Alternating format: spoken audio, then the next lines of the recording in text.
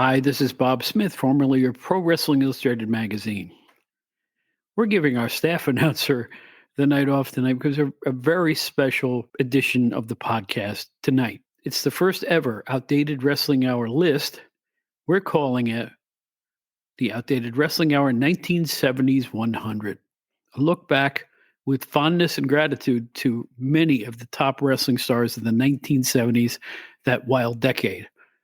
Our special guest tonight, John McAdam from the Arcadian Vanguard hit podcast, Stick to Wrestling with John McAdam, and his co-host, Steve Gennarelli. This is going to be a good one. Stay tuned for the Outdated Wrestling Hour 1970s 100.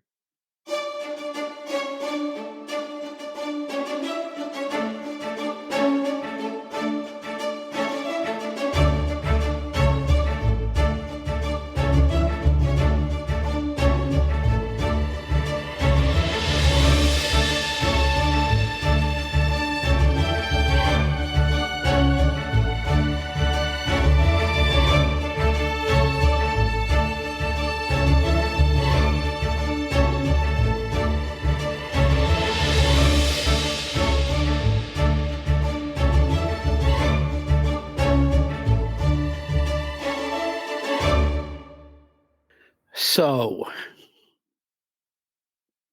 the great Steve Gennarelli and I, now Steve is the oftentimes co-host of the Stick to Wrestling podcast with John McAdam from the Arcadian Vanguard Network, Brian Last's nonpareil wrestling podcast company. I have nothing but the utmost respect for.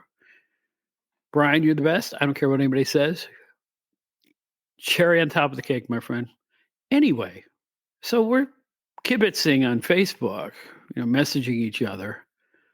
And Steve goes, I used to love the PWI 500. Do you ever think about doing a top 100 of the 70s?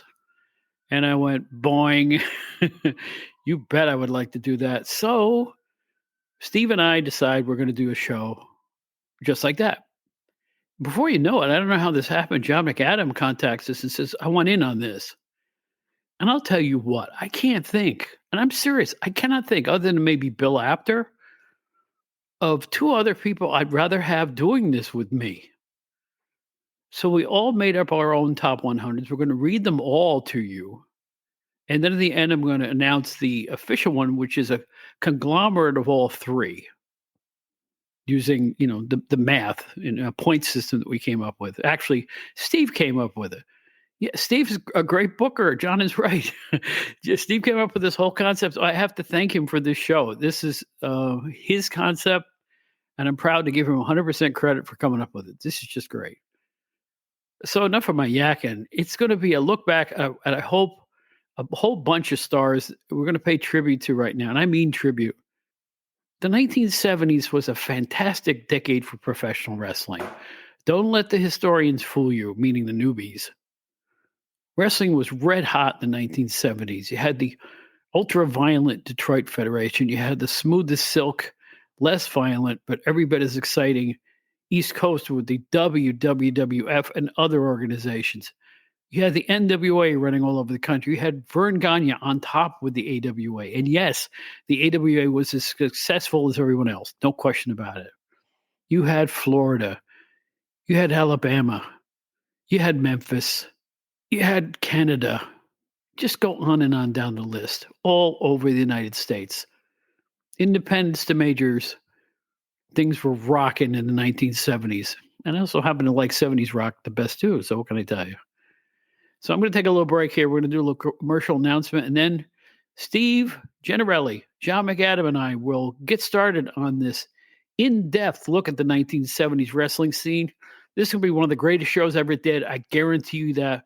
Don't go anywhere. We will be right back.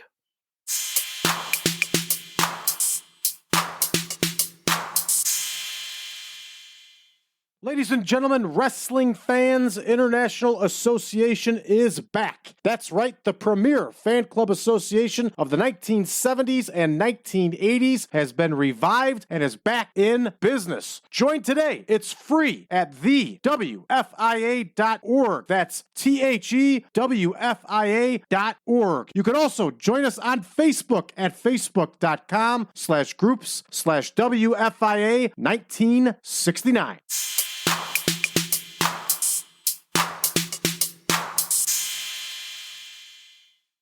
Well, I have been hyping this for several weeks because I've really been looking forward to this.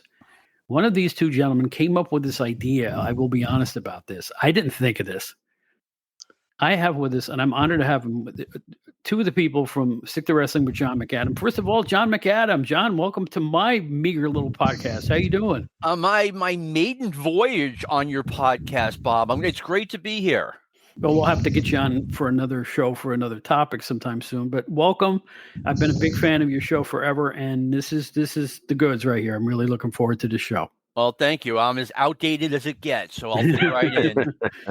And number two, but he's number one in our hearts, is Steve Gennarelli, who came up with the concept for the first ever. I'm going to call it the OWH Outdated Wrestling Hour 1970s 100, the theme of the show. Hello, Steve. How are you? Hello, Bob. Hello, John. Hey, I don't know about you two, but I've been like busting this list and working, chiseling on this list with like diamond cutter tools. I mean, it's been really hard to come up with this list, but I think I'm really happy with the finished product. I can put my name on it. Yeah, Steve, I worked out hard on it too. Yeah, I'm glad. I mean, a few days ago, both Steve and Bob sent me their top 100 list, and then in turn, I sent them theirs. And I was like, thank God they did this, because now I can stop tinkering with my list, because I'm sure I would have made multiple changes, and they wouldn't have meant anything at the end of the day. So I got to finalize my list a few days ago. And if you guys hear paper rattling in the background, it's because I have paper. Yeah, I still use paper, you young punks. I could use a tablet. I could use a secondary screen. I don't do that. I use paper. No, I really do. I'm hooked on the old school way of doing things. I printed it out so I can read my notes a little easier. I'm just that way. What can I tell you? No problem there. Let me introduce myself to your audience, if you don't mind, Bob. Sure. I mean, my name's John McAdam. I have been a wrestling fan since I turned 11 years old in 1976. Now, and I grew up in the Northeast. So you might wonder, okay, well, what's this guy doing if he became a fan the second half of the 70s? Who is he to drop a top 100 list? And may I humbly submit that even when I first became a fan, I got as many back issues as many magazines as I possibly could. I actually did a lot of research for this list. I was checking out rankings, magazine covers, whatever.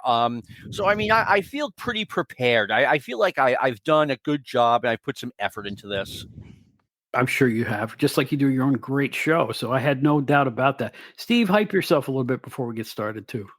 Well, John and I have been corresponding over the years on various websites like Arcadian Vanguard's Kayfabe Memories. We had lists on those old sites where we would list, Bruno's top challengers, Bob Backlund's top challengers. And at some point, we kind of acknowledged each other and said, hey, you do a nice job with these lists. And when John started his podcast a number of years ago, maybe 6-7 years ago now, he was kind enough to reach out to me and said, would you like to be a guest on the show? And I took him up on that. And, years later, he had to, needed a co-host. So I joined him as a co-host. And we have a show that comes out every Friday, just like your show, Bob. And it's really popular. People seem to like it. We got a huge Facebook group, and we're going to share your show with the group so they get to hear this. And but this is a really great tribute to the 70s. I'm excited about it. Well, I want to say something to both of you guys, and I mean this sincerely. I can't think of two better guys to do this list with, because you were there. You were there along with me. We were all there for most of this, right? Mm-hmm. For most of it, I was, yeah. Yeah, so we have a perspective that I think a younger person may not have.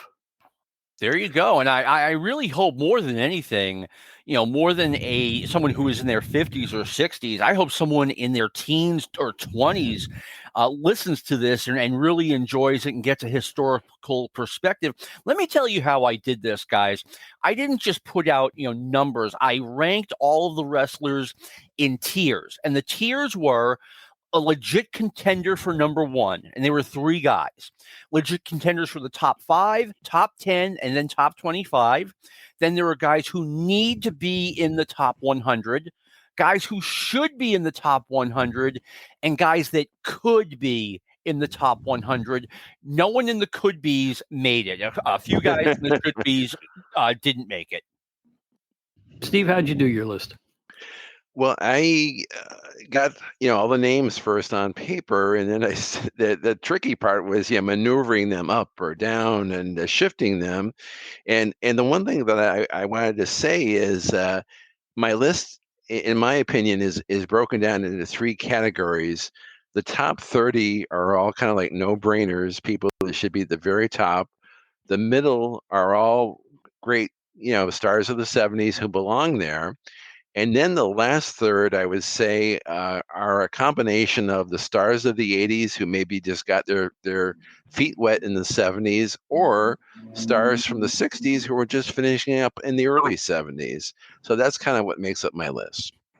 Well, Steve, when you and I were going over how we were going to do this in the beginning, you said something that stuck with me, which was we're going to look at the influence that these wrestlers had on the 70s specifically, right? I mean, right. How much cadence or credibility they had in that decade.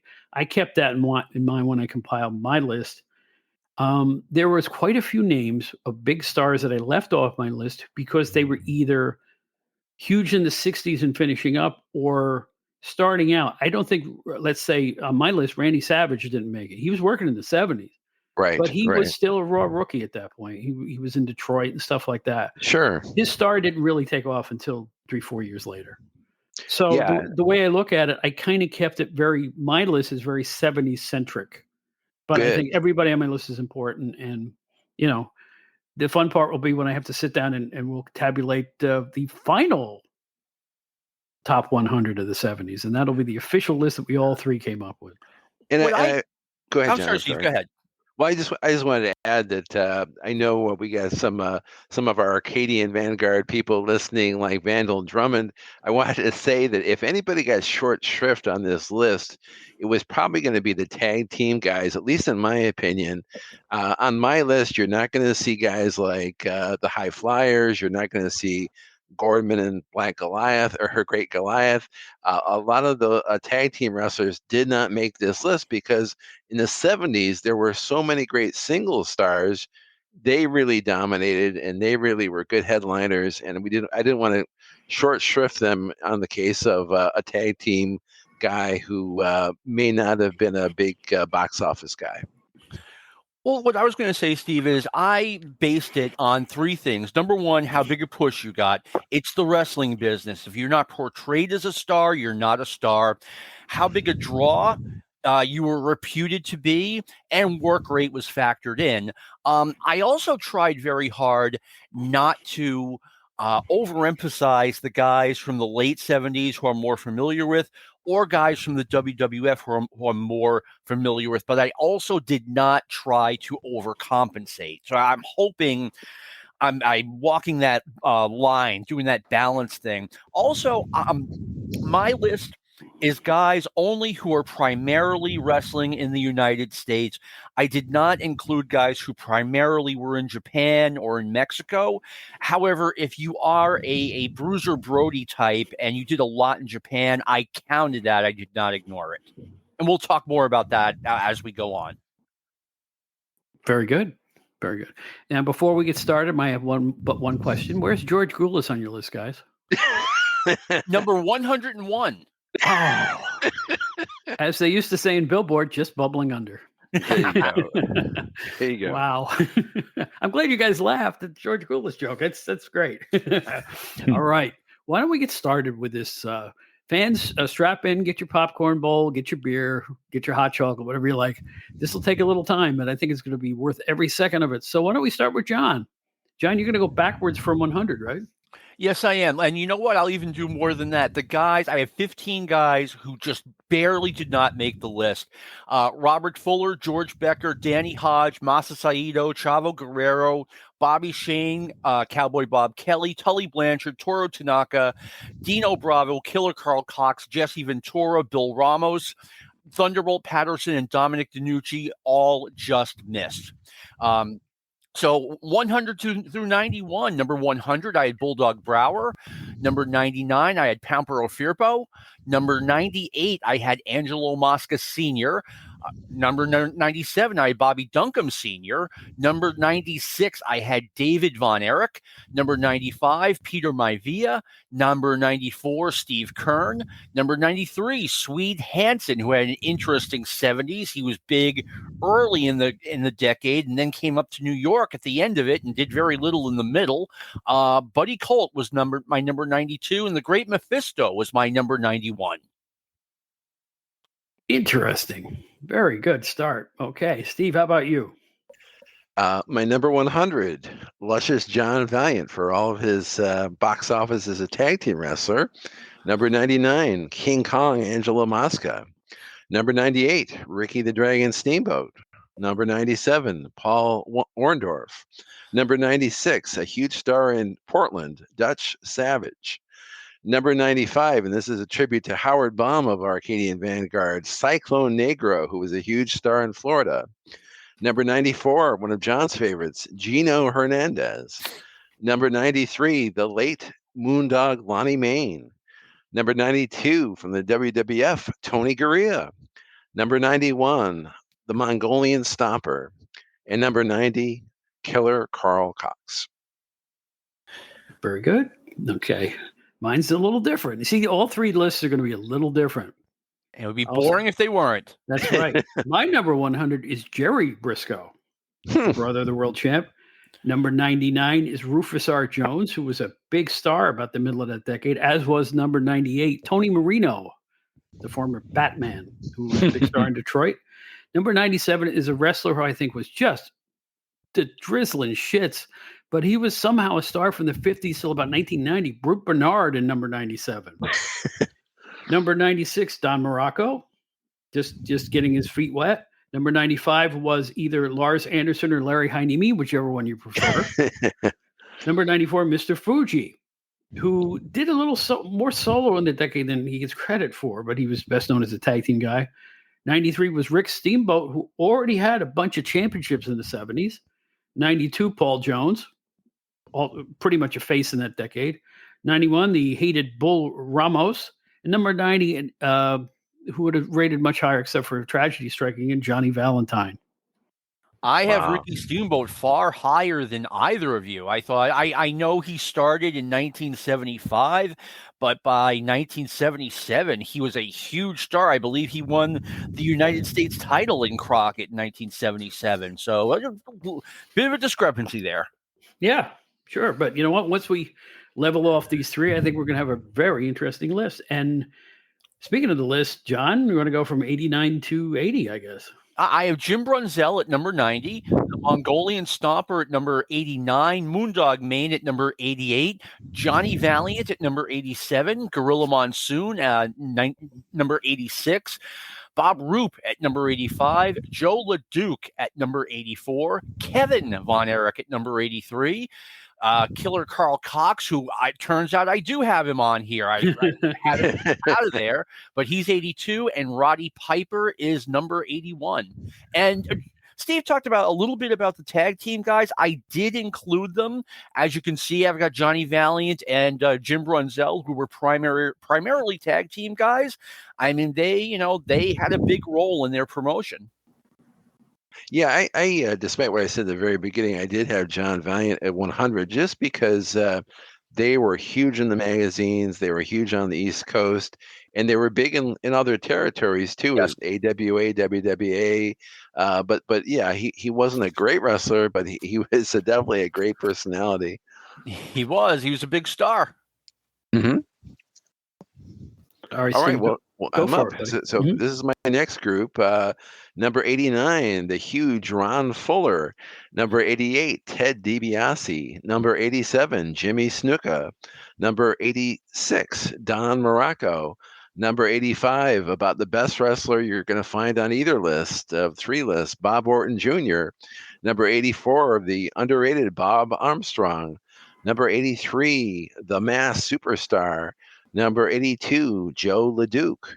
Number 81, Gorilla Monsoon. And number 80, Stan the Man Stasiak, the heart punch specialist. Real good. All right, I'm going to go back. I'll surprise you with number 89, Chris Colt, whose influence seems to be strong to this day. Number 88, Josh LeDuc, as they used to spell it, right? Number 87, Jim Brunzell. Number 86, Mike Graham. Number 85, you can choose Mass Superstar or Bolo Mongol or the Paramedic, Billy Edie and all of his guises. Number 84, Carlos Colon. 83, Ox Baker. 82, Dino Bravo. 81, Thunderbolt Patterson. And 80, is he a heel? Is he a face? I don't know. He's Mark Lewin. I thought for sure you were going to say Dick Slater. Oh, that's a good. Yeah, it's another one of those guys. Exactly. How about? All right, let's keep it rocking here. Go for 79 through 70, Mr. McAdam. Okay, I will. I just want everyone to know, too, that what I tried to do was anything that happened before January 1st, 1970 does not count, and anything that happened after December 31st, 1979 does not count. I did my best to do that. Number 80, Nikolai Volkov. Number 70, Stan Stasiak. Number 78, Mass Superstar / Bolo Mongol. I didn't know about the other persona. Number 77, Bob Orton Jr. Number 76, Spiros Arion. Number 75, Mr. Fuji. Mr. Fuji was the United States champion out in San Francisco. So, I mean, he's not just a tag team guy. Ted DiBiase is number 74. Ron Garvin is number 73. Mark Lewin, 72. And Greg Gagne, 71. Excellent. Excellent work. All right, I'll jump in here. Number 79, Mr. Fuji. Number 78, Bob Roop. Number 77, Mr. USA, Tony Atlas. Number 76, Missing in Action, Victor Rivera. Number 75, the High Chief, Peter Maivia. I've got to turn my page here. Paper. Number 74, the Mighty Igor. Number 73, Pampero Firpo. Number 72, Edouard Carpentier. Number 71, Gene Anderson, the tag team wrestler. And number 70, Don Leo Jonathan. Cool stuff. All right. I'm loving how these lists are all kind of different. I'm going to start number 79 as the spoiler. Number 78, Cowboy Bob Ellis.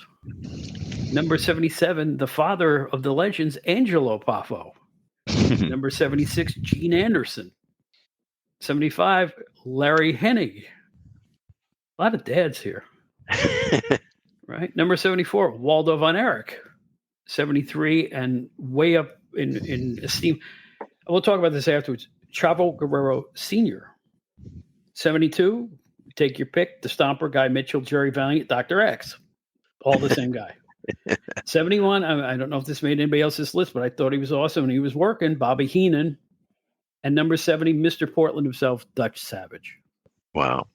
Dutch Savage, I was an omission of an error on my part. That's one that I missed. You know what though? Putting these lists together, I had 250 names. Yeah. I just off the top of my head, I came up with 250 names. Like, who do you leave off? Yeah. No, but I mean, Dutch Savage was a mistake on my part. I can cop to that. The more I think we can all say that though. We've all missed people, I think. Mm-hmm. All right. Sure. Yes. So I can start at number 70. Okay. Don Morocco was my 70. Mike Graham was my 69.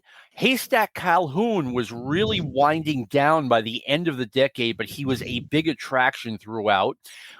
Gene Anderson, the Robin of the Andersons tag team, is number 67. Ox Baker, 66.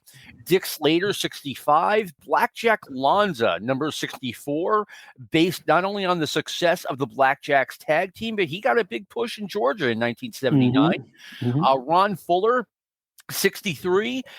Number 62 was really hard to rate. Fred Blassie, huge in the beginning of the 70s, but was done by 1974. And number 61, Jerry Jarrett. Nice. Steve. Number 69, Blackjack Lanza. Number 68, Professor Toru Tanaka. Number 67, Waldo Von Erich. Number 66, Big Bad Bobby Duncombe. Number 65, Big Thunder, Gene Kiniski. Number 64, Jose Lothario. Number 63, Handsome Jimmy Valiant. Number 62, one of John's favorites, George the Animal Steel. Number 61, Killer Kowalski. And at number 60, Ox Baker. Steve, we live in a world where I have George Steele ranked far above where you have him ranked. I'm shocked by that. I'm honestly shocked by that. I can't even remember where I have him ranked. This should be interesting. Okay. All right, here we go. My number 69 is Dick Murdoch. 68 is Johnny Valiant / John L. Sullivan. He started in Pittsburgh under a different name. 67, Mighty Igor. 66, Robert Fuller. 65, Spiros Arion. 64, King Curtis. 63, Yukon Moose Sholak. It's nickname time. 62, Flying Fred Curry. 61, Tony Gurria. And 60, the Japanese star Sakaguchi. He did make a lot of appearances here in the U.S., so yes, I had him on this list. Number 60, I know he's not an internet favorite, but Ivan Putski was a huge star in the WWF. He was the number 2 babyface for a long time. Number 60, Ivan Putski. 59, Larry Henning. 58, Jimmy Snuka. 57, he started in 1976, but by 1978, 1979, he was on the cover of a bunch of magazines. Tommy Rich. Number 56, Johnny Weaver. Number 55, Baron von Raschke. Number 54, Mighty Igor was a huge star in the 70s, especially early and mid-70s. Number 53, Bruiser Brody. And again, I'm counting what he did in Japan. Number 52, John Tolos, another Fred Blassie type who was huge early in the decade but was gone by the end of it. And number 51, Buddy Rose, King of Portland. Number 59, Chavo Guerrero. Number 58, Ivan Putski. Number 57, Mr. Wrestling, Tim Woods. Number 56, The Spoiler. Number 55, Spiros Arion. Number 54, Bobby Shane. Number 53, the enigmatic Mark Lewin. Number 52, Ole Anderson. And number 51, Bruiser Brody. Wow. Okay. 59 for me, Professor Toru Tanaka. 58, Rocky Johnson. Here's Ivan Putski again at 57. Stan Hansen at 56. The break heard around the world, right? 55, Bob Armstrong. 54, Tony Atlas. 53, Peter Maivia. 52, and who in my heart would be in the top 10, Greg Valentine. 51, Mad Dog Bashan. And 50, Jose Lothario. You know, you mentioned Stan Hansen. There's a Bruno documentary on Peacock if you are a subscriber. And the documentary itself is great. I recommend it. But they show the footage of Stan Hansen body slamming Bruno Sammartino and breaking his neck. And ladies and gentlemen, you will be blown away by this. It looked like, this could have killed a normal person. This dropped him right on his head. Yeah, spiked him like a football. Yeah, I saw that too, and it's hard to watch. It is. It's you know what it reminds me of? You cut to today, Big E's injury recently. If you see that thing in slow motion, you wonder how he's walking today. Wow. You know, it's just really, really bad. So this is why I don't believe in death matches. Okay, we'll go back to John now to continue our list. All right, number 50, I have Stan Hansen. Number 49, Jackie Fargo. Once again, clearly a nod to the beginning of the decade. Mr. Wrestling Tim Woods at number 48. Don Leo Jonathan at 47. Jimmy Valiant, because he was the Batman of the Valiants tag team. The Valiants were huge. They headlined Madison Square Garden as a tag team. So he's 46. Bob Armstrong, 45. Ole Anderson, my pal, number 44. I say that, but the Andersons were probably tag team of the decade, and he was the lead. He was the Batman of the tag team. So he's 54. 43. How many times can you headline Madison Square Garden without being way up there? George the Animal Steel. He must have main evented MSG a dozen times. I wish I had counted before the show started. It's easy enough to look up. Number 42, Victor Rivera. And number 41, maybe a nod to my childhood, but he was huge in the Northeast, Chief Jay Strongbow. Wow. Yes, he was huge. We'll talk about that later on. He was it between 72 and 74. I'm telling you, wow, he was over. But I'm impressed by how similar these lists are. I had to say that. But for me, number 50, Stan Hansen. Number 49, Dick Murdoch. Number 48, Baron von Raschke. Number 47, Dino Bravo. Number 46, Blackjack Mulligan. Number 45, Tommy Rich. Number 44, Larry the Axe Hennig. Number 43, Greg the Hammer Valentine. Number 42, the Nature Boy, Ric Flair. And number 41, Dick Slater. Wow. Okay, here we go with my next 10. Let's hear it. 49, Blackjack Mulligan, for reasons you guys described. 48, Ken Patera, who was, as early as 1977, the most hated wrestler of the year in the London magazines. By the way, I'll regress and say that Stan Hansen was the most hated in 75. Just for one thing, right? Yep. 76. Yep. Yeah. Excuse me, you're right, 76. I can't even read my writing. Beautiful. So 49 was Mulligan, 48 Patera, 47, here comes Victor Rivera again. 46, Pampero Firpo. 45, the Screaming Howling Bulldog Brower. 44, here comes Batman and Jimmy Valiant. 43 is Wahoo McDaniel. 42, Edouard Carpentier. 41, Don Leo Jonathan. And maybe a surprise to be up this high at 40 at Bill Dundee. Yeah, and this is one of the reasons why these lists are cool. I mean, I was going over old Memphis results, and Bill Dundee never really registered to me. But I mean, again, life would be boring if we all had the same opinion. Well, here we go. But once we get done, we can discuss why people rated they did, because you got to remember territories back then. That's right. And a lot of these guys were on equal playing fields as far as titles and their ability to draw. We tend to look at things myopically as East Coasters, but I wanted to make sure that these territories got their say here, because it's like, you know what I'm saying? This was the territory era. Yes, absolutely. Okay, John, let her rip. All right, number 40, Greg Valentine, the Robin of the Ric Flair Greg Valentine action. Number 39, Dickie Murdoch. Number 38, big and early and mid part of the decade, Jose Lothario. Number 37, Ken Patera. Number 36, Jerry the King Lawler.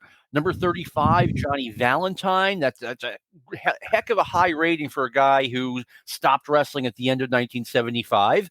Number 34, Ricky Steamboat. I'm a little bit surprised you guys had him as low as you did. Well, I already talked about this. He was the United States champion, the lead babyface in the Carolinas. Number 33, Bobo Brazil. Number 32, Abdullah the Butcher.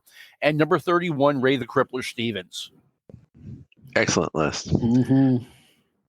My number 40, King Curtis. Number 39, John Tolos. Number 38, Cowboy Bill Watts. Number 37, the king of all men, Fred Blassie. Number 36, Johnny Powers. Number 35, Red Bastien. Number 34, Rocky Johnson. Number 33, the world's strongest man, Ken Patera. Number 32, Chief Jay Strongbow. And number 31, Abdullah the Butcher. Wow, these lists are getting rife with superstars. Hey, it was huge in Australia and New Zealand, so I should have given him more consideration. Yes, Yeah, and Australia. huge in Yeah, he Florida, was- especially in Florida. and big in the early part of the decade. He was big in the East Coast, so he was Yes. all around the world, literally in that decade. Good point.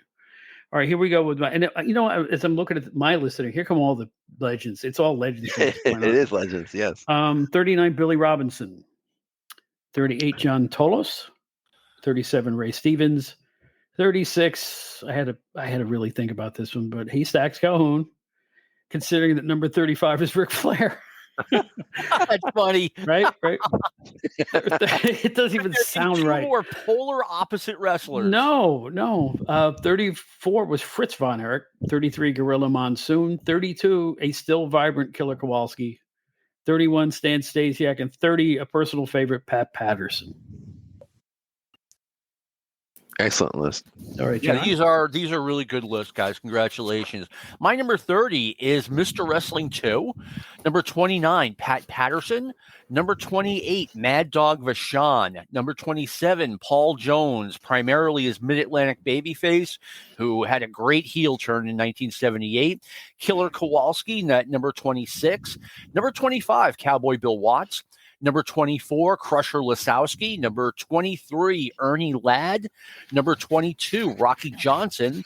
And number 21, Fritz von Erich. Very good. Yeah. And you're right. All legends moving forward. Yeah, it makes it a lot easier from this point forward. And number 30, Mad Dog Vachon. Number 29, Giant Baba. Number 28, Antonio Inoki. Number 27, Johnny Valentine. Number 26, Mr. Wrestling 2. I'm turning my page. Number 25, Fritz von Erich. Number 24, Paul Jones. Number 23, The Crusher.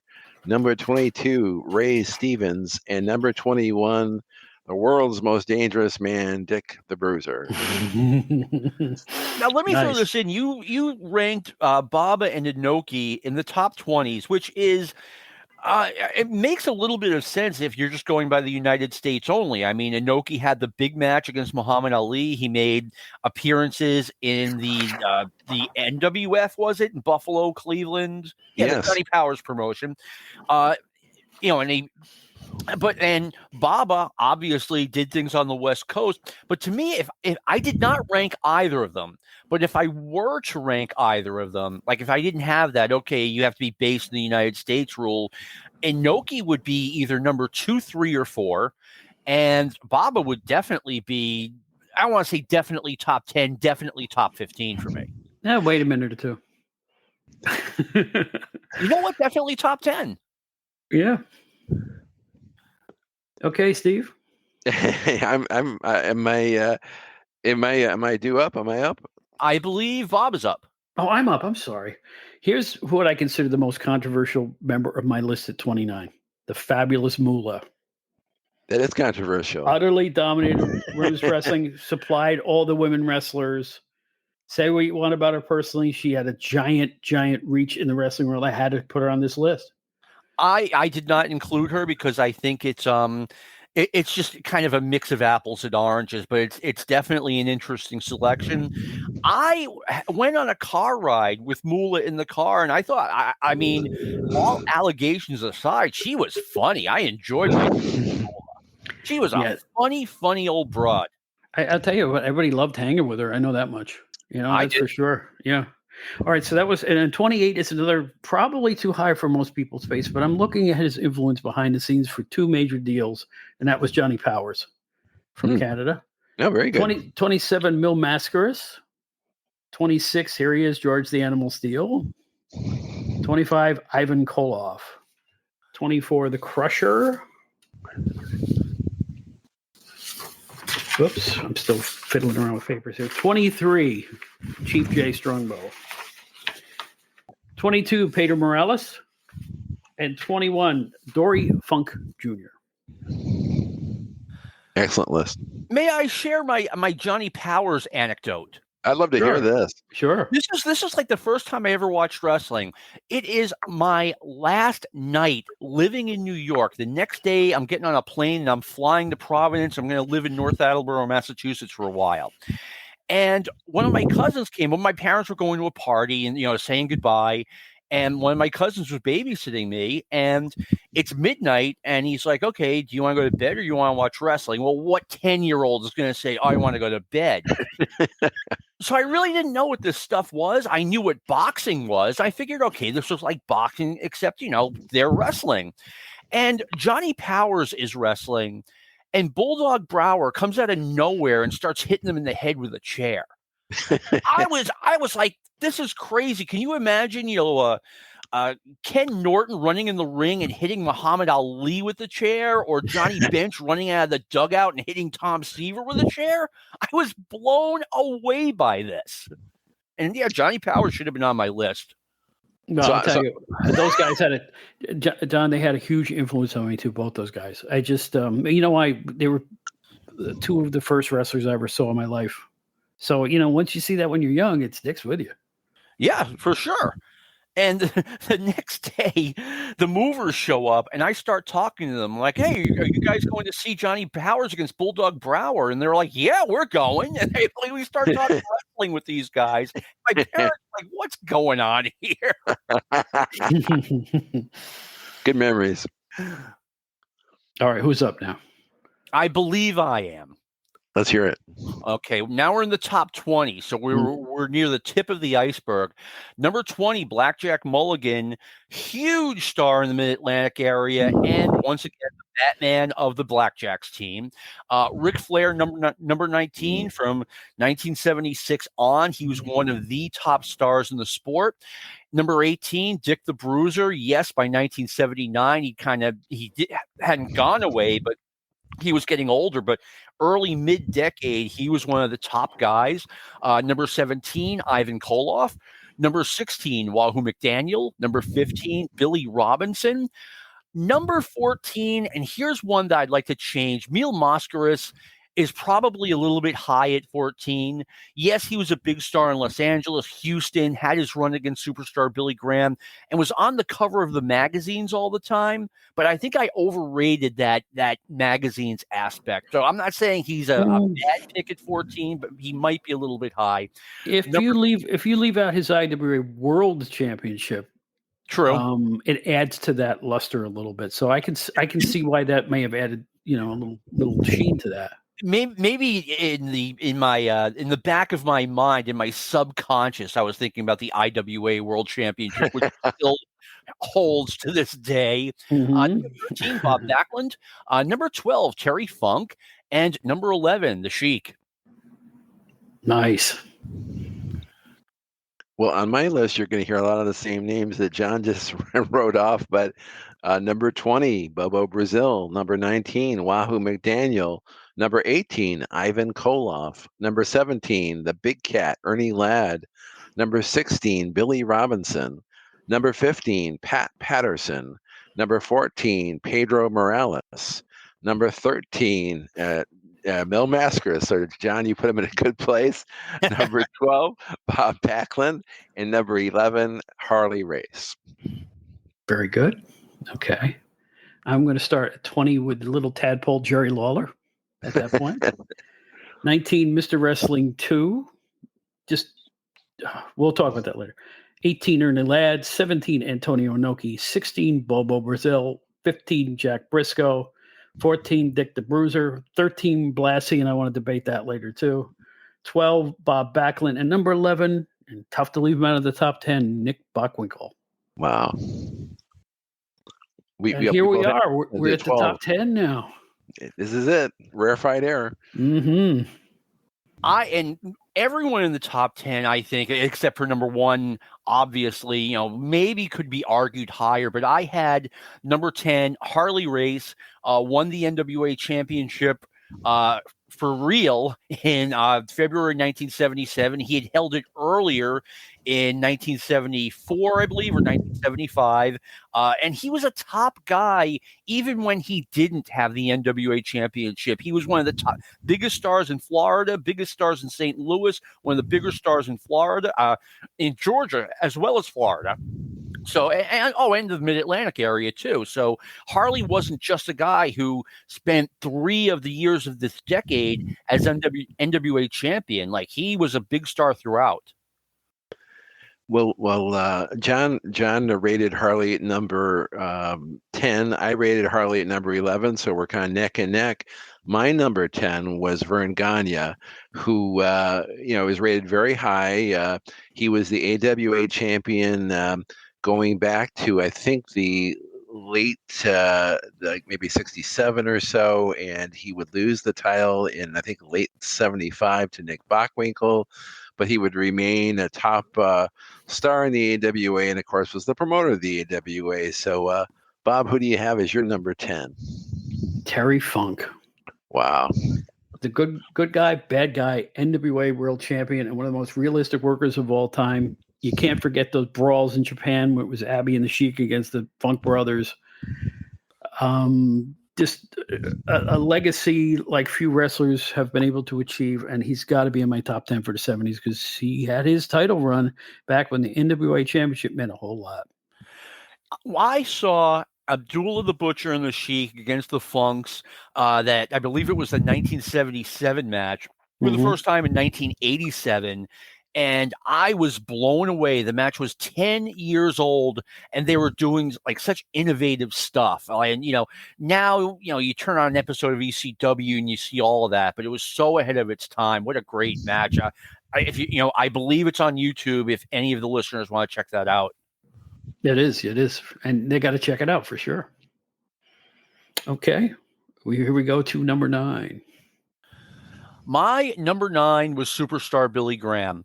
And again, he was a guy who he was a star in the early 80s, but he really took off when he arrived in the World Wrestling Federation late 1975. And obviously, he had a tremendously successful run as the World Wrestling Federation champion. So I'm going with Graham, number 9. Great choice, John.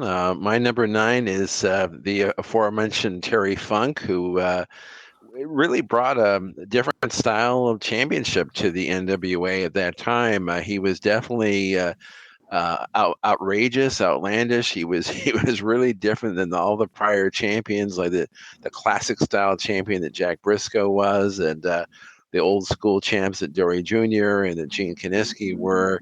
And of course, Terry would prove to be one of the huge stars of the 80s and 90s as well. And so, Bob, who do you have for your number 9? I think you'll find this controversial. Giant Baba. That's not for me. huge draw here. Major star internationally, obviously. I mean, I tried to convince myself to rate him lower, and I couldn't do it. I just thought his influence was so great that he had to be top 10. He was a major star that I think history has tended to forget a little bit. Well, he was a big star out here. Yeah, that's what I'm saying. Yeah, I mean, when he made visits over here, they were big coin.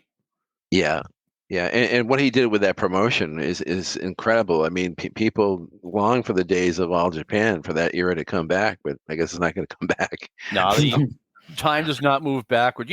One thing I wanted to mention about Terry Funk, as great as he was, and he was the first real heel NWA champion. Like Dory and Kiniski, they knew how to play heel, but they weren't pure heels the way Terry Funk was.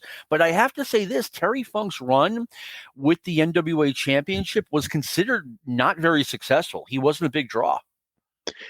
Yeah, and he, like other champions, I guess he asked out as it was killing his marriage, and the travel demands were insane at that time. And he only held it for a little over a year. Yep. So some guys just aren't cut out for it. I know I wouldn't be. How about you, John, for number 8? Number 8, Jack Briscoe had a long and successful run with the NWA Championship, was a draw. He's known as a babyface, but he knew how to play subtle heel when the time came.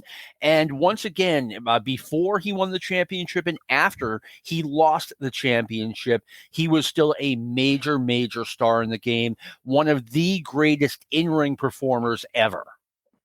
I think based on just the wrestling alone, I think he was the best pure wrestler of the 70s, in my opinion, just based on the wrestling ability itself. Yeah, I mean, he was a legit All-American in Oklahoma State. Mm-hmm. Yeah, he was amazing. He was amazing. A great choice there. My number 8 was Ed Farhat, the Sheik. I mean, he was had a great run in the '60s. Started out, I think, in the '50s. Uh, what he did in the '70s. There was good and bad for him in the '70s, but he remained a headliner in his town, Detroit, and of course Toronto, and is big in other cities. In Texas, he was big. And I thank Brian Solomon for writing that book, because to me, the Sheik was like a forgotten figure. Once, sure, the newsletter people knew that he was wrestling in Japan in the even the early 2000s. He was still wrestling, but other than the newsletter readers, I think people forgot about the Sheik once 1980 went away. So, Bob, who's your number 8? Bruiser Brody before Bruiser Brody. And then he fought Bruiser Brody. It's Abdullah the Butcher, who was so unique, because you can't say he was a star in fill in the blank, because he was everywhere, Right. around the globe, and in every federation except the East Coast, WWF. He wrestled every place. I think he took Sheik's act and multiplied it. He was just the scariest son of a gun I ever saw in a ring. I'll tell you that much. So he's got to be in my top 10 at number 8. I saw Abdullah the Butcher. He came to Jim Crockett Promotions in 1985 as Tully Blanchard's assassin or something like that. And I'm watching this, and I'm like, this is Abdullah the Butcher. He's one of the biggest stars in wrestling. Why are you using him like this? Now, why are you not making him a bigger star? And little did I know, because he's on his way back to Japan in a couple of weeks. Exactly. Right. Wow. Here's another thing about Abby. When I first saw him, it was around late '72 in Peter Martinez's NWF. And he was so doggone scary that Jack Reynolds, the announcer, once actually said on TV, "This has to stop or somebody's going to get killed." And it was a studio show. And Abdullah could move in those early days too. Yes, he was agile. He could move. And let me tell you, I never saw anybody wreck jobbers the way he did. Oh my God. Just in those early days, he was just ferocious. So that's my number 8. All right. My number 7, and apparently each of you have him rated, unless I missed it, have him rated higher than I do. But it's tough. This is where it's hard to have guys low as they are. Pedro Morales. I mean, he had a long run with the WWF Championship. He drew well at Madison Square Garden. My understanding is he drew okay in Philadelphia, just not as well in Boston, Pittsburgh, Baltimore, etc. But he had the run. And then after the run, he remained a big star in the AWA Florida until, finally coming back into the WWF in 1980. I always wondered, even when I was a kid, even when I was in junior high, why is Pedro Morales not up here challenging superstar Billy Graham for the WWF Championship? I'll never understand why that didn't happen. That's a good thought. I never even considered that. That's an amazing thought right there. See, yeah, I obsess about things that you don't even think about. You're the lucky one.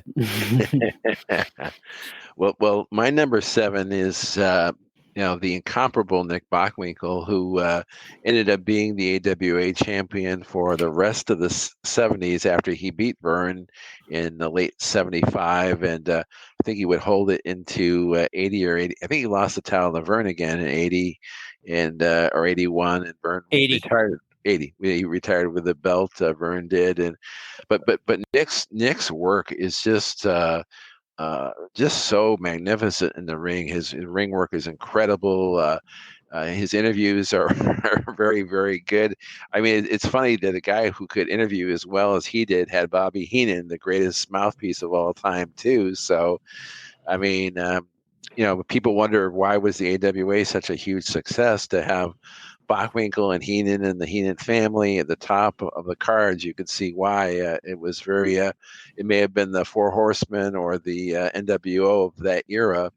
But I'll let you go ahead, Bob, with your pick of number 7. The Sheik. Mm-hmm. Hardcore before it was hardcore. Introduced, and one thing that he did, he doesn't give credit for, is introduced so many younger wrestlers like the Poffos, and we talked earlier about Abby and stuff like that. He was just again, he fizzled out by the middle of the decade, but those early years of the decade were memorable, and he was as hot as any federation ever in terms of territory. So I have to give it to the Sheik. Yeah, his shtick grew stale real quick, but the influence goes on to this day. Yeah, he helped J.J. Dillon get a start. I mean, there were many name wrestlers who he helped get started. Chris Colt's another one. Just go down the list. Actually, you know, they always list those Detroit cards on Facebook, and if you go down those lists, the young guys are guys that he usually gave a break to. So, again, he wasn't perfect, but he was an influence, no question. I believe we're up to number 6. Yes. Okay, my number 6 is someone who I almost accidentally omitted, and I would have lost all credibility doing this. I just thought I had him on the list, and I was like, about 2 days before I sent my list to the two of you, I'm like, wait a minute, where is he? Andre the Giant. And, you know, he drew wherever he went. You know, I've always said this about wrestling. You know, Johnny Bench didn't go to Des Moines, Iowa. Joe Namath didn't show up in Sacramento, California, but Andre the Giant would show up in a small town and everyone would come out and see him. He was big in New York and he was big in Japan. He was big everywhere. So Andre the Giant, number 6, and obviously I have him ranked even lower than each of you. That is correct. And we'll talk about Andre a little bit more, I'm sure. My number 6 was one of the, and still to this day, one of the most respected NWA champs, Dory Funk Jr., who had a great run from the late 60s to the, I guess it was around 72, 73. He lost to Harley briefly, and then Harley lost to Briscoe, I believe. And but Dory was just a great wrestler in the ring. I mean, his size and the way he would dominate his opponents. I mean, I think history hasn't been kind to him. I think that the people that lived through the 70s really admired what he did, and he was a great representative of the NWA and a great representative of wrestling. People believed in Dory Jr., and he put on great matches year after year after year. And Bob, who was your number 6? Oh, somebody told me once this guy wined and dined with kings and queens, but the next night he laid in the gutter eating pork and beans. That's terrible. But no, it's Dusty Rhodes. I mean, one of a kind, new style propelled him in a huge box office. His face turn in '74 in Florida against Pak Song. Forget it. Florida was red hot, and it just set the wrestling world on his ear. And when Dusty went into that character, it was unlike anything anybody had seen before. A little superstar, Graham, maybe, but he made it his own. And I'll tell you what, never has there been a more popular star than Dusty Rhodes coming into his prime in the 1970s. So he's my number 6. You know, not to correct anybody, Steve, they actually did a really, I thought, a cool angle. It was Harley Race who defeated Dory Funk Jr. for the championship, and then Jack Briscoe defeated Harley Race, which means that Dory Funk Jr. could get on TV and say, hey, how many times did Jack Briscoe wrestle me? And he could never beat me. He could never take the title from me. And now the role is reversed, and I can beat Jack Briscoe. I know I can because I've done it before. Right. And to Bob's point about Dusty Rhodes, I almost put Pak Song on the list just based on his turn of Dusty Rhodes. So, I mean, what Dusty did is incredible, and I'm sure we'll talk about him a little bit more. And I have to give a nod to Gary Hart for his role in all of that. Oh, yeah. Absolutely. Yeah. What a genius he was. He was something. Number 5, I had Nick Bockwinkel, who we've already discussed, but I think, the AWA championship was a big deal in the 1970s. That carried a lot of territory, a lot of the biggest cities in the United States, Chicago, Minneapolis, etc. And, once again, just a huge star. Great inside the ring, great outside the ring. When Jesse Ventura liked to talk about, when he came to the WWF, I don't need a manager. Well, you were just in the AWA with Heenan and Bockwinkel. It works. Don't worry about it. So, yeah, Nick Bockwinkel, number 5. My number 5, we mentioned earlier, Jack Briscoe. I think he was the premier wrestler of the 70s as far as just the pure athletic amateur wrestling style. He was pure class in the ring. Definitely a great representative of pro wrestling. And Bob, who's your number 5? Andre the Giant. Huge attraction, again, a vagabond that went everywhere and did everything, and headlined the Los Angeles Battle Royals and headlined Madison Square Garden in a tag team, and just on and on it went. And you know what was amazing about Andre in the 70s? He'd appear anywhere. Main events in big arenas to high school gyms. The clips are there. It's amazing. What a star he was. He's got to be in my top 5. Excellent. All right. My number 4 is someone who, now I talked about, how I had different tiers and guys who could arguably be number 1.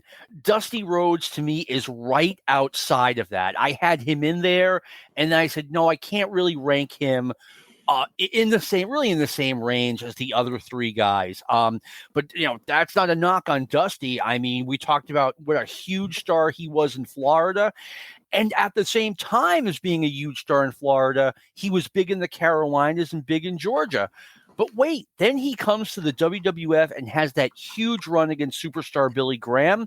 I mean, right outside of that, wow, could he be number 1 tier? Well, that's a great pick. My number 4 pick is superstar Billy Graham. John already mentioned and extolled his virtues, but I mean, I can't think of a more 70s wrestler than Billy Graham, with the tie-dyed outfits, the incredible body, the tan, the blonde hair. I mean, what he did in the ring, actually, he doesn't probably get nearly enough credit for the style he worked in the ring, the way he would feed the good guys who were pounding on him, and the way he would take bumps for them. And he was a bigger guy. He was probably like 6'3" or 6'4" before he lost a few inches through his bones going bad and stuff. But he was incredible, pure box office, starting in the he kind of hit his momentum in the AWA, I think, kind of like Hogan did. But went to New York, went to Florida, back to New York again, and he broke box office records. And he passed away last year, and he'll forever be missed. So, Bob, who's your number 4? Same guy. Can I say something quick about superstar Billy Graham? Number 1, how many guys after superstar Billy Graham, how many guys tried to be superstar Billy Graham? Exactly. How many Billy Graham impersonators did we have? It was like, in the 80s, all the guys in wrestling school either wanted to be Hogan, Flair, or one of the Road Warriors. Everyone in the 70s wanted to be superstar Billy Graham. Number 2, people talk about he was a poor worker. Not in the 70s, he wasn't. That's right. Jack Briscoe? No, he wasn't Jack Briscoe, but he was good enough. More than good enough. To say he was a poor worker, I think is not true. That's said by young people because they didn't understand the psychology and athletic limitations of a 70s wrestler. They wrestled differently. Yes, they did. They didn't train the same way. They didn't do anything the same way. So all he did was punch and kick. I hate to hear that. Because you know what? That's what made them bad guys. That's right. Good guys put on holds and maneuvers. Bad guys punched and kicked. Sorry. Yeah, and I saw a match a long time ago. I haven't seen it in a while, but it was superstar Billy Graham defending the WWF Championship against Ivan Putski. Now, a lot of people out there are, oh my God, what a horrible match. No, it was a good match because they knew what they were doing. The heat was so intense, the paint was dripping off the walls of the garden. Yeah, when he hit him with the Polish hammer, you figured I saw that. I was just talking about with another one of the guests here. That is one of the most intense crowd reactions I've ever seen, and that includes Bruno's whole career. So sure. There you go. Crazy. Everyone was standing and jumping up and down. Exactly. Because Grant gets knocked down and gets stuck in the ropes and does his little pratfall, and they eat it up. Mm-hmm. Every bit of it. And people believe what they were seeing too. That doesn't hurt. Yes. Or better put, maybe not believing what they were seeing, but putting the reality aside. Just like if you're watching a movie, you don't just sit there and go, oh, he can't run that fast or whatever. That's true. You see a sad movie and you cry.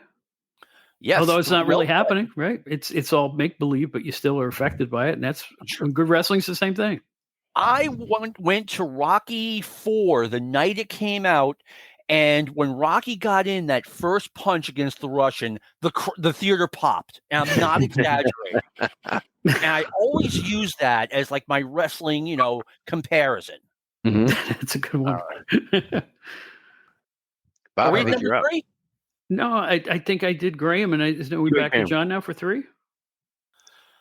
All right, now we are in my next 3 guys, at least coming in, had a legitimate claim to the number 1 spot. My number 3 is Vern Gagne. King of the AWA in the beginning and middle of the decade, lost the title in a controversial manner to Nick Bockwinkel, got a bunch of rematches after that. He was a top star in the AWA until the day he retired, and did the tag team with Mad Dog Vachon in 1979. When you have half a decade as more than half a decade, 6 years as the AWA world champion, you're doing something right. And he was just an icon in the Midwest. So again, coming in, I'm like, okay, he has a claim or an argument for number 1. That's how highly I see Vern Gagne. The only reason I didn't list Vern that high is that I've heard George Shire and other AWA people talk about that the Crusher was really maybe the premier draw in the AWA, and that Vern was maybe number 2. And I think a lot of people, maybe how like you and I felt about Backlund in 82 or 83, that he was shoved down our throats. That may have been how they felt about Vern maybe near the end of that reign. But yeah, I definitely can see why you would put him at number 3. My number 3 is Dusty Rhodes. Definitely another guy who symbolizes 70s wrestling. And as John had already so eloquently said, he was just a star everywhere he went, and was box office everywhere he went. And Dusty was another guy who I think a lot of the guys tried to maybe copy on their interviews. Some people say Billy Graham copied Dusty. Some say Dusty copied Billy, and some people say they both copied Thunderbolt Patterson. But anyhow, they're all near the top of the list. Dusty's my number 3. And Bob, who's your number 3? Hey, let me say something really quick. George Shire knows what he's talking about. He is like an AWA version, Steve, of you and I in the WWF, 1970s, 1980s. And I'm not aware of a statue of Vern Gagne in Milwaukee. So True. George is an expert. That's a good point. I've got Gagne at 3. Okay. And do you want to say anything about him? No. It's all been described perfectly. So I'll just go. We'll go to number 2. Harry White was a good friend of mine. He's no longer with us. He would have been on Stick to Wrestling so many times. He went to all of the St. Louis shows in the 60s, 70s, and 80s. And one day I asked him, I said, Harry, who was the best NWA champion you ever saw? And I was about to say other than Ric Flair. And he says, Dory Funk Jr. And I'm like, over Flair, over Briscoe? And he's like, yeah, Dory was absolutely the best. That stuck with me. But even without that, I mean, Dory had that run with the NWA championship. And then when he lost the title, he continued being a big star in Florida, in Georgia. His role as Terry Funk's enforcer when Terry was the NWA champion was a big deal. And then we get to the part where he was still probably next to Terry, the biggest United States star in Japan in the 70s. So Dory Funk Jr. is my number 2. Oh, it's an excellent choice. My number 2 pick is Eddie Andelman from Boston Radio would say Andre T. Giant. But he was, I think we've already talked about Andre, but he had some great accomplishments in the 70s, not the least of which was, of course, playing Bigfoot on the $6 Million Man. So, Bob, who's your number 2? I got to stop laughing first. I try not to taint my list with personal favorites. Like, for instance, Baron Mikel Cicluna is not on this list. I just can't do it. It's not. And that's why I love your podcast, John, because it's a raw bone podcast. Get it? All right. So anyway, but this person happens to be one of my personal favorites. I did meet him several times and have discussions with him. Has nothing to do with why I read him here. I just think he's a handful of the 5 greatest people to ever strap him up, and it's Harley Race. Considering his multiple title runs, traveling the world, wrestled in Australia and New Zealand and Canada and anywhere they needed him to defend the belt several times. Just the consummate worker, the consummate bad guy, the consummate technician. I'm not sorry. Harley Race is my number 2. No need to be sorry. pick. I mean, all of these guys we're talking about are, inner circle Hall of Famers, the very best, the elite of pro wrestling in the 70s. Now, we all have the same number 1.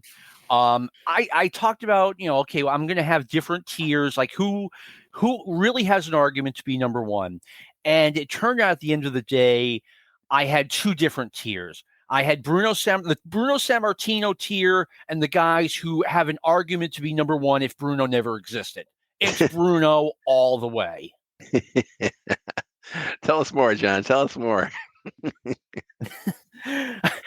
If we wanted to do worldwide, Inoki would be the only guy who would have an interview, have a chance against Bruno Sammartino. But if we're leaving it domestically, you really can't argue either Dory Funk Jr. or Vern Gagne ahead of Bruno.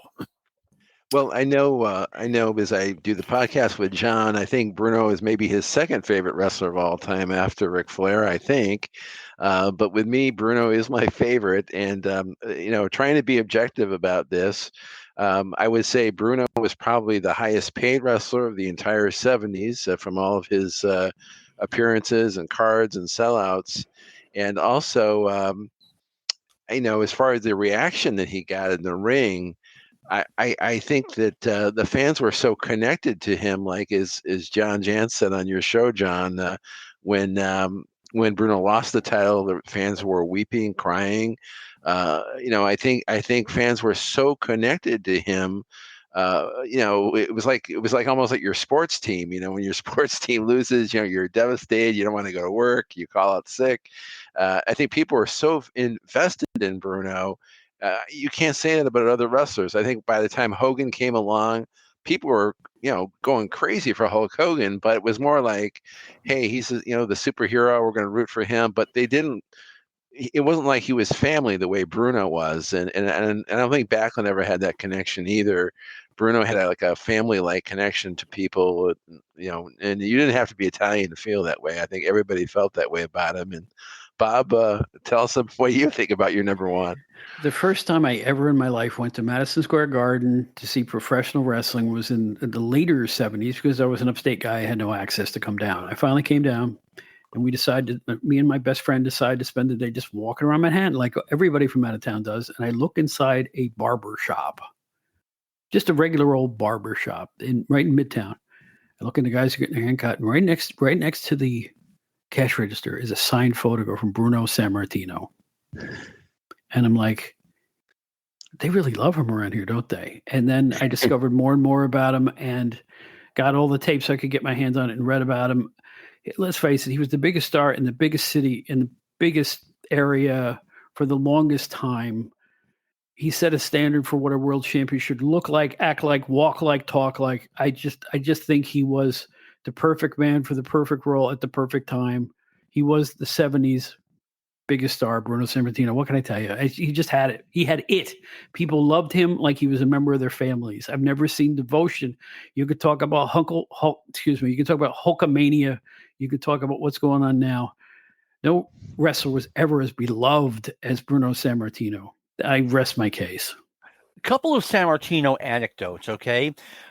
Bruno would talk about, how he would go out in New York to an Italian restaurant, and if there were kids around the restaurant, he wouldn't order wine with his meal because he felt like, that's behavior unbecoming the World Wrestling Federation champion. Can you imagine with some other wrestlers, right? Class act. Steve, you were talking about the money Bruno made. supposedly to lure him back for his second reign as WWF champion, Vince McMahon Sr. gave Bruno whatever he wanted. And what that turned out to be was 8% of the gross on all of the shows he wrestled, except for Madison Square Garden, where he got 10% of the gross. It was unheard of, to the point where when Sam Mushnick, the NWA president, called up Vince McMahon Sr. and yelled at him. He's like, what am I supposed to tell Briscoe and Race after you give this to Bruno? But it's what Vince Sr. needed to do to get Bruno back. That's another anecdote that argues why he's number one. The WWF did whatever they needed to do to get him back. And, he kept saying, no, I don't want to come back. And then they gave him, pardon the pun, the offer he couldn't refuse. I have a very good friend of mine who lives in Scranton, Pennsylvania, and he saw a lot of the cards in the '60s where the WWF would have a card in Scranton the day after the Monday night MSG shows. They were getting these loaded shows coming to Scranton the next day, and he remembers seeing Reign 1 Bruno, who was a beast. I mean, he was a lot heavier than Reign 2 Bruno was, and he was a real powerhouse. And to show you, I mean, the magnitude of how popular he was in the 70s. I mean, he wasn't even peak Bruno anymore. He was kind of like, Bruno as he prepares to, move on to the next stage of his life. And he was still the number one box office king of wrestling. So that's how popular he was. But he was a legitimate health nut, though. I mean, for real. What he ate, how he worked out, the whole 9 yards. And he lost all that weight because he felt he had to. Personally, yeah, and I think it actually added to the drama of him wrestling these super heavyweights, the Bruiser Brodies, the Ken Pateras, the Stan Hansens. Seeing him at 248 go against these monsters, it added more of him being vulnerable to these monsters, and it really added to the drama of the matches. I tell you what, if you look at a picture of Bruno in Toronto, where he really first made a big name for himself, and then cut to 77 in New York, two different guys. Yes, right. Yeah, he was a beast in those early days in 63 in Toronto. Top heavy. Yeah, exactly. Yes. If we want to continue our Valentine to Bruno Sammartino, after Backlund won the championship February 1978, he became a draw in Boston, but he was not a draw right away. So instead of using Bob Backlund, they would have Bob Backlund wrestle in Philly or wherever, and they'd have Bruno main event Boston Garden. And it would be like, Peter Maivia turned on Bob Backlund. Well, Bruno's going to get revenge for Bob Backlund at the Boston Garden. Pat Patterson's doing all this crazy stuff on TV, knocking people out with brass knuckles. Well, Bruno's going to teach him a lesson at the Boston Garden. Yeah, they even didn't get that much Backlund. We were getting Bruno, and Backlund was the champion. They even had Bruno against Stan Hansen in the Boston in '81, where they didn't wrestle anywhere else other than Boston, which was quite impressive. Which was weird. I mean, that is you would think even without the belt, that would have headlined Madison Square Garden. I'm talking 1981 here, but I used to, at midnight, go to my friend's house and watch the WOR show on Channel 9, right? So we're 16 years old, and Bruno comes on, and he announces his retirement. And we're all of us are literally holding back tears. It was, such a sad announcement. It was such a sad day. And the way he did it was brilliant. He's like, you see guys in other sports and they say, he used to be good. He's okay now, but he's not what he once was. And Bruno's like, I don't want people saying that about me. And what a way to go out. Opening the Brendan Byrne Arena in New Jersey against George Steele, as I recall. It was against George the Animal Steele, and I'm not a big Steele guy. I wish they'd given him someone else, Morocco. I don't know. But I will add to that I am grateful that he came back for the mid-'80s comeback, because the matches he had with Piper and the matches with Savage, it introduced him to a new generation. And, as Brian Last on our show has mentioned about when he called Savage, "You piece of slime," that was slime Bruno to a new generation of fans. And it was great to see him in there. So I'm glad that he came back for that final run. I am one of probably maybe 5,000 people left who can say, hey, I got to see Bruno Sammartino against Roddy Piper twice. Wow. And, I'll just give you this little anecdote, just being selfish here.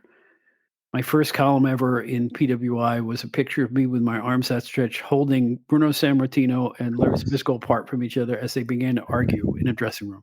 I saw that photo recently. It's cool. Very and cool. It's like that was my first column. They just give me the column, and I said, "What are we going to do?" After, and I went to this indie show where I think it was Larry against David Sammartino, with Bruno managing David and Paul Heyman managing Zbyszko. It was an indie show, but there they all are. And I'm like, hey, Bill goes, "Go stand between those guys." I said, "Why? You'll see. Now hold your arms apart. You guys argue."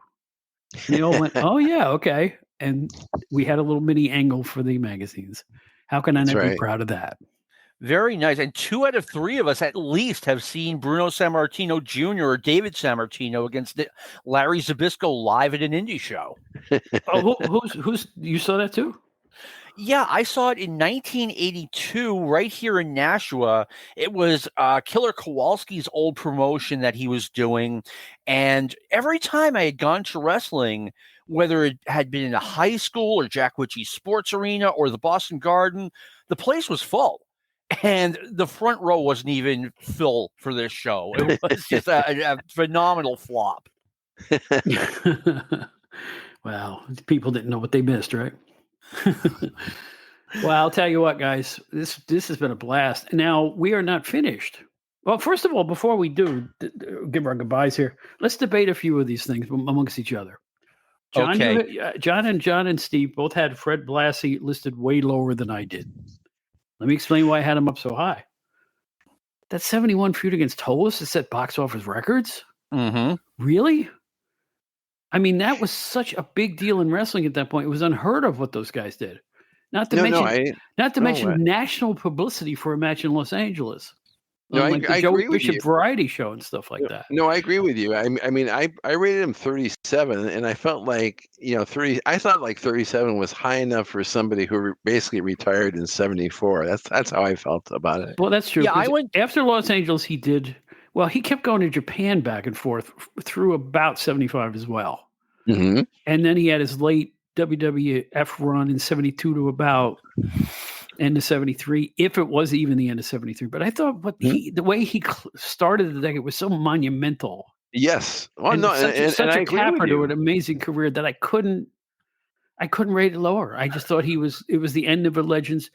And one of my great wishes of today is I got to see even 5 minutes of any of those Blassie Tolos matches, because they must have been wild.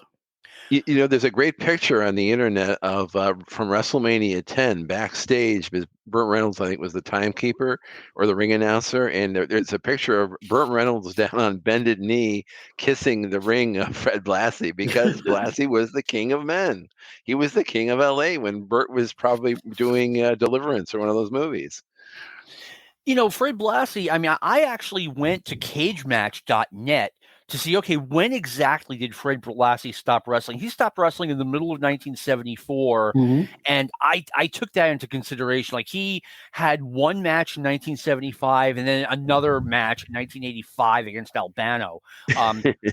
So, it was only, I felt like I had to take that into account, that, he was flat out retired after the mid 1974. But Bob, I'm not going to say your ranking was too high for the reasons that you mentioned, as well as the fact that, hey, he was a god in Japan. Well, there's the thing. As Steve and I talked about before we made the list out, it's the influence in the decade of all of these guys. Right. And I honestly think that Blassie Tolos was the feud of the decade. And nothing could compare, because none of the box offices really topped it until late in the decade. So that was such a big event. You see, it was before pay-per-views and all this other stuff.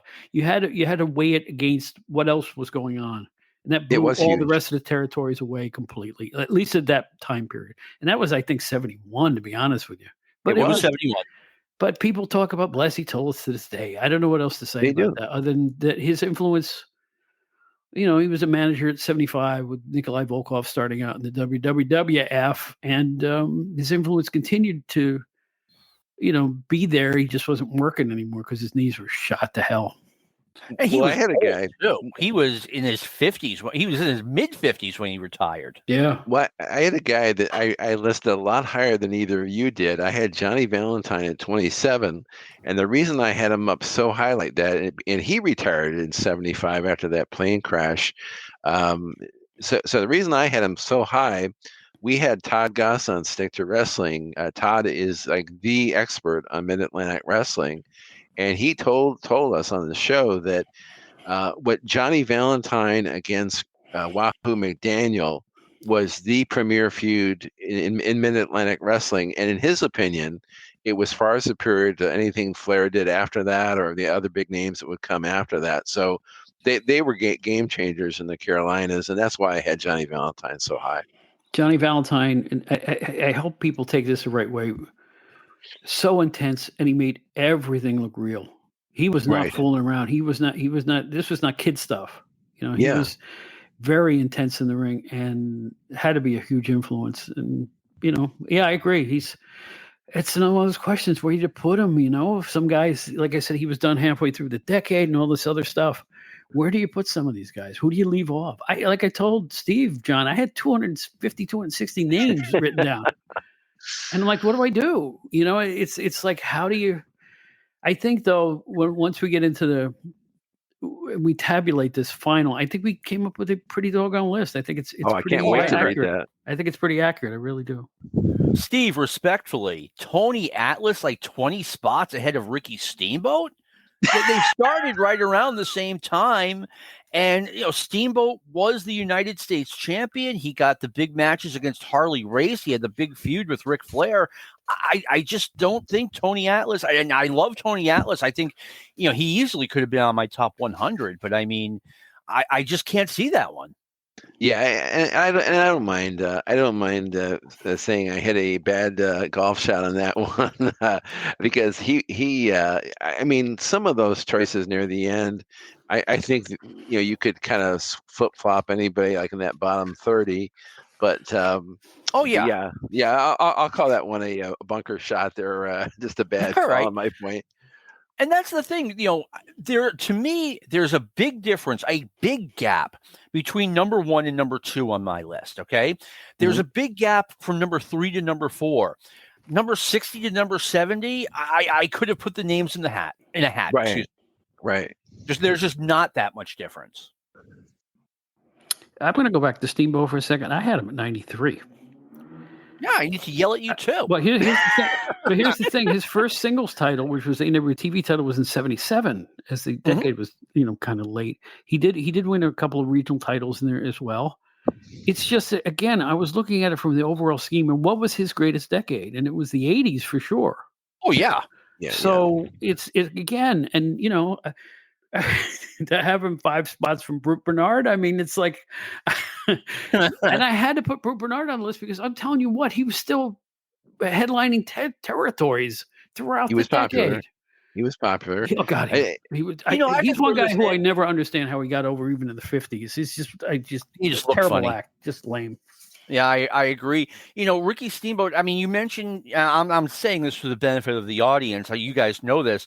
There are regional titles, and then there's the Mid-Atlantic version of the United States title, which was probably the number 4 championship at the time Ricky Steamboat held it. So maybe that's why I'm ranking him so high because, hey, he was the top guy in one of the top territories. And he would end up being one of the all-time great baby faces overall. So, no, I have no problem with what you're saying there. I will mention that I thought you guys had both rated George Steele a little too high. I had him at 62. And the only reason I'm saying this is he was a part-timer. I mean, he wasn't wrestling full-time. He was doing his teaching school, being a football coach, and then he would wrestle in the summer months. So that's why I kind of penalized him a bit in the ranking. You know what? That makes sense. I did not take that into account. I probably should have. Okay. The beauty part about all these arguments make sense. Everybody's point makes sense. And this is the fun of this stuff. It Yeah. is. If we had beer at a bar, we'd be talking about the same thing right now, probably. You know, Absolutely. Absolutely. it's like this is what we do. This is what we are invested in, and I want you guys know that I've spared no expense when I come down to tabulating our official 100. Bring out the computer, Helena. Here it is. The Commodore 64, ladies and gentlemen. I love it. The computer I will use to tabulate the outdated Wrestling Hour 1970s 100, and it still runs, but I got to find that paper with the holes in the sides. So you're gonna be playing some microleague baseball after that. I used to have microleague baseball for my Com 64, and I would start it, put the disc in, and I go make something to eat. And when I came back 20 minutes later, maybe it was ready to play. Jeez, I was such a dumb young adult. I bought that computer hoping I could play the Earl Weaver game on it. And the Earl Weaver was not available for the Commodore 64. I felt so bad. That was such a good game. You missed out. Yeah. Well, let me ask you guys. Let me ask you guys this. Just I want to get your opinion quickly. When I look at the entire 100, and if I just pick one name out of the 100 based on my opinion, the guy who is the most underrated to me on the entire list is Bob Orton. I think Bob Orton's wrestling is so phenomenal, and Randy Orton, of course, really a chip off the old block. He's so great. Is there anybody on your top 100 that you think has gotten kind of like forgotten in the past or gotten short shrift? Who can you think of? Dick Slater. Yes, Slater. Yeah. Pick. Slater, there was a time where, he was being talked about as potentially being an NWA champion, and he was the top star wherever he went. And then he went to the WWF in 1986, and it was like all of the charisma got sucked out of him. It was the end of Dick Slater. Yeah, it was just like remember that version of Dick Slater. It was just like what the Joker did to that surfing champion on the old Batman show. He sucked all the my line. sucked all the talent out of him. Mm-hmm. But Bob, who do you think like that? Who do you think is really underrated on your list? I'll tell you who. Seriously, Chavo Senior. That would have been my number 2. Honestly, we're thinking because he carried Los Angeles for a long time. Oh yeah, after the Blasty years, and his skill level was incredible. Yes, it was. He was a fantastic star. Mark Lewin too. Yes, very underrated. I was openly wondering at the late 70s, early 80s, whatever happened to Chavo Guerrero? I mean, I knew he was a big deal, and to this day, I don't care if they're a little bit smaller than most of the wrestlers in the mid 80s. Chavo and Hector Guerrero should have had a huge run as a tag team in either the WWF or more likely JCP. And right now we'd be raving about the classic Guerrero versus Rock and Roll Express matches, Guerreros versus Midnight Express matches. Oh, yeah. Yeah. And they did the Guerreros against the Rock and Rolls in Mid-South, and they were great. Mm-hmm. Yeah, it's a huge loss that never happened. That's a great point. Never even considered that. That's true. Well, gentlemen, this has been fantastic. I'm having a blast here. And are you having fun, you two? I'm having a lot of fun. I loved it. Me too. This is why you do this stuff, for these kind of. I mean, I hope the fans out there who are listening will enjoy the show as well. Guys, hype yourselves a little bit before I bid you adieu. Well, let me say this too. I mean, Steve hit me with the idea top 100. And I did not say, homework. I'm like, no, this is going to be fun. It was the same with me. He came up with this idea. I think we were talking on Facebook. He said, have you ever considered doing a top 100 for the 70s? And I went, boing. because the 70s are my jam. They're my meat and potatoes. They're the thing that has, made me a wrestling fan was the 1970s. So to be able to sit down, and I didn't even need to just write names on a piece of paper, which is what I did at first. I didn't need to reference anything. They were all coming out of me one after another. Then before I knew it, I was up to like 239. I went, you better stop. So it's like, then how do I wheedle this down? So that's when I started lopping off guys who I thought kind of bloomed into the 80s, right? Because it's like, if we ever do an 80s one, maybe that would be a more appropriate time to put some of these fellas on. So, and again, my other controversial pick was, I guess, Moolah. But how do you not? I mean, her influence was so far and wide, regardless of what you thought of her. She was women's wrestling. The And you whole had Bobby damn Heenan thing. too. That was good. Well, Heenan was working in the early part of the decade through the mid. Every federation he was ever in, they throw him in the ring with whoever his tag team was, and he'd work. Yeah. And if you've never seen Heenan work, boy, was he good. Yeah, best Was bumper he going.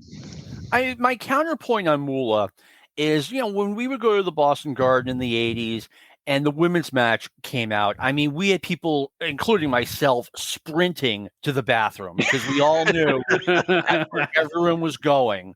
And, when it came to women's wrestling, it's a totally different deal in 2024. It was, in the 70s, it was just something I wasn't into. And a lot of people agreed with me as they fled to the bathroom. Well, I agree. I remember how they used to advertise women's wrestling in the 70s. Girls, girls, girls. And you'd get to the arena and you'd say, where? No, I'm just kidding. I'm joking. But it's like It used to be a girl. But they all wrestled the same style. Do you ever notice that? The Moolah style. Yeah, the Moolah. They all wrestled like Moolah did. They were all built the same heights, same weights, and they all wrestled the same style. It was what women's wrestling was at that point. Leilani Kai is a great follow on Twitter, and she has all kinds of stories about going to Moolah's camp with Sherry Martel and a couple of other recognizable names. And, she just has great stories, and she has great personal pictures. What's the word I'm looking for? Not personal.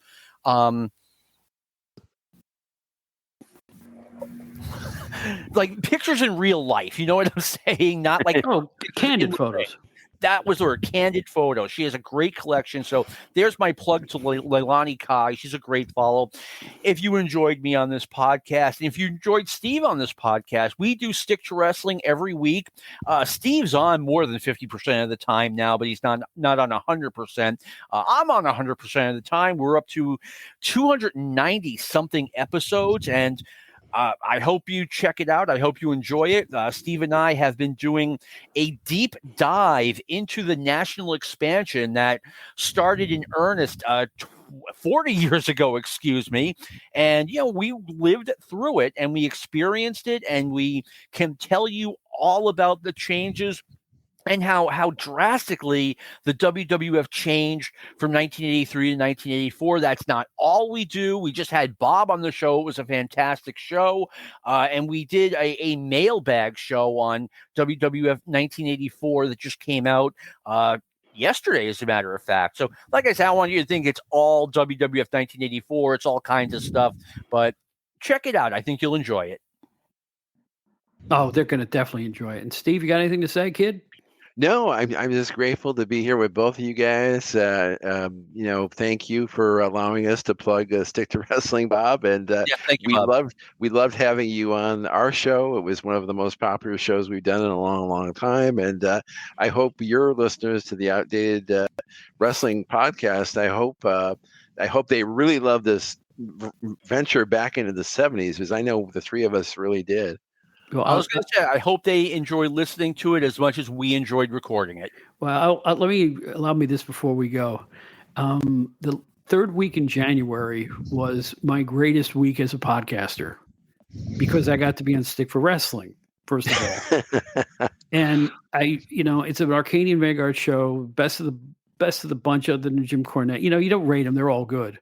But I just want to say how grateful I am to all you guys, because I'm kind of having a personal renaissance through all this, and I want to thank everybody, especially you two, because it was such a thrill being on your show, and nobody does a better wrestling nostalgia podcast than Stick to Wrestling with John McAdam. If you're not listening, you're crazy. You got to hear this show. Thank you. I'm very flattered, Bob. I have a guy who wrote for Pro Wrestling Illustrated saying this. Well, I'll tell you something else. Give Brian Last my regards too, because if Brian Last puts a show on the air, it's good. And that's all there is to it. He's got the quality. Touch. He's great. Yeah. Yes. So that's basically it, folks. Now, hold on for a few minutes, because I'm going to come right back after this word with the final tabulations on the 1970s 100. Don't move. We'll be right back.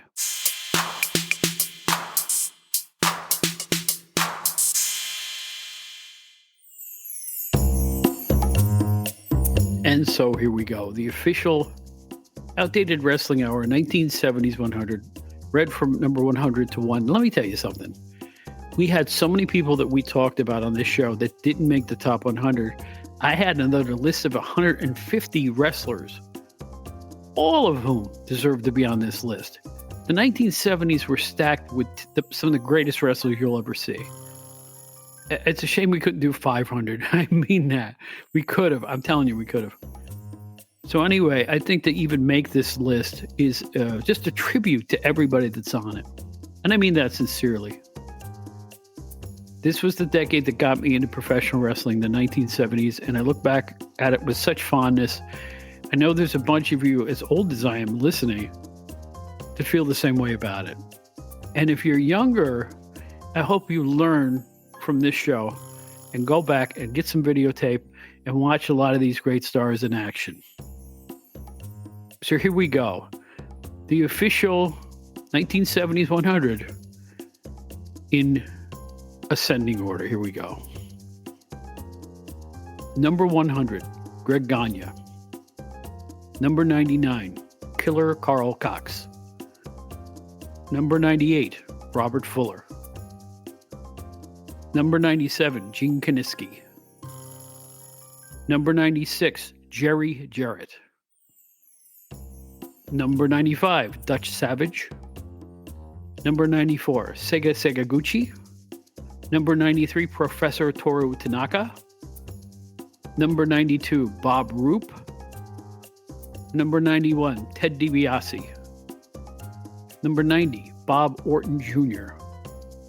Number 89, Johnny Weaver. Number 88, Bobby Shane. Number 87, Buddy Rose. Number 86, Jackie Fargo. Number 85, Johnny Valiant. Number 84, Tony Garea. Number 83, Joe LeDuc. Number 82, Ron Fuller. Number 81, Bulldog Brower. Number 80, Jimmy Snuka. Number 79, Bill Dundee. Number 78, John Tolos. Number 77, Waldo Von Erich. Number 76, Red Bastien. Number 75, Spiros Arion. Number 74, The Spoiler. Number 73, Dino Bravo. Number 72, The Fabulous Moolah. Number 71, Blackjack Lanza. Number 70, Chavo Guerrero Sr. Number 69, Rick Steamboat. Number 68, Peter Maivia. Number 67, Baron von Raschke. Number 66, Pampero Firpo. Number 65, Tommy Rich. Number 64, Edouard Carpentier. Number 63, Gene Anderson. Number 62, Ox Baker. Number 61, Dick Slater. Number 60, Mark Lewin. Number 59, Bruiser Brody. Number 58, Tim Woods. Number 57, King Curtis. Number 56, Haystacks Calhoun. Number 55, Ole Anderson. Number 54, The Mighty Igor. Number 53, Bill Watts. Number 52, Stan Stasiak. Number 51, Bob Armstrong. Number 50, Don Leo Jonathan. Number 49, Ivan Putski. Number 48, Larry Hennig. Number 47, Jimmy Valiant. Number 46, Johnny Powers. Number 45, Victor Rivera. Number 44, Dick Murdoch. Number 43, Stan Hansen.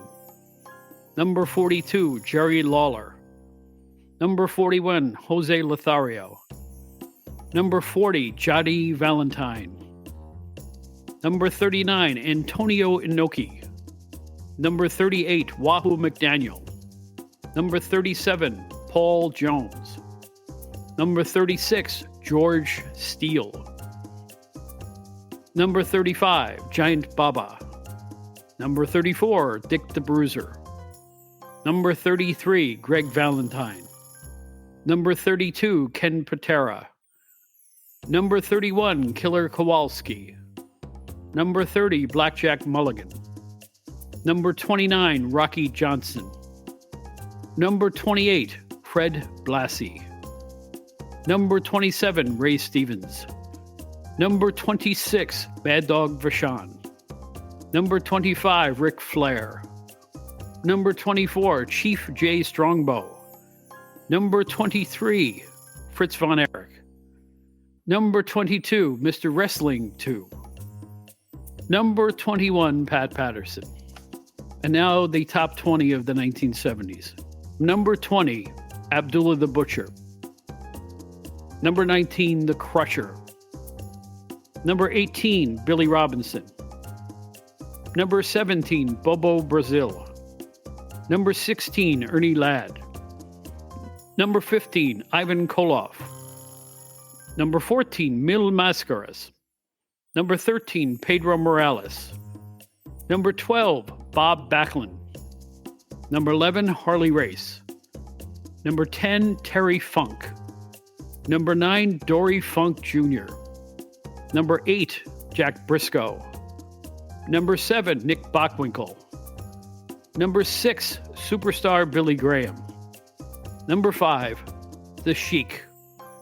Number 4, Vern Gagne. Number 3, Dusty Rhodes. Number 2, Andre the Giant. And number 1, garnering all of our first place votes, all three of us, Bruno Sammartino.